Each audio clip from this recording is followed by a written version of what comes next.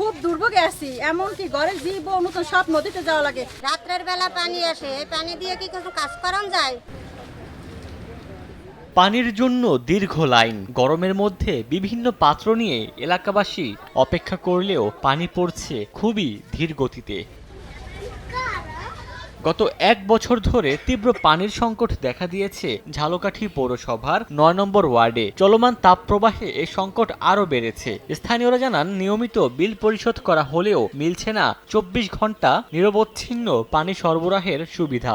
এ কারণে পার্শ্ববর্তী সুগন্ধা নদী থেকে পানি সংগ্রহ করে দৈনন্দিন কাজ করতে হচ্ছে তাদের। বিগত ১ বছর পর্যন্ত পানি দেয় না, পানিতে খুব সমস্যা দেখা দিতে আছে। চেয়ারম্যান কোনো কেয়ার করে না আমাকে দিক, খালি লেখকে দিয়ে যায় বিল দাও।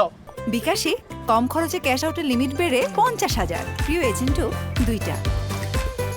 নামাজ পড়ার সময় পানি পাই না, উজু করতে পারি না, নদীতে যাইতে হয়, খুবই কষ্ট হয়। খুব দুর্ভোগে আছি, এমনকি ঘরের জীব ও নতুন সব নদীতে যাওয়া লাগে। রাত্রের বেলা পানি আসে, এই পানি দিয়ে কি কিছু কাজ করা যায়? সরু পাইপ এবং কয়েকটি পাম্প নষ্ট হয়ে যাওয়ায় সংকট সৃষ্টি হয়েছে বলে জানিয়েছে কর্তৃপক্ষ। শিগগিরই সরবরাহ ব্যবস্থা আধুনিকায়নের আশ্বাস সংশ্লিষ্ট কর্মকর্তার। সারা দেশেই ভূগর্ভস্থ পানির সংকট দেখা দিয়েছে।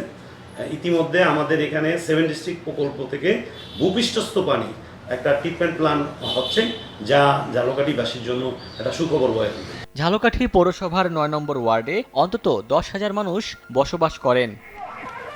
সময় সংবাদ, ঝালকাঠি।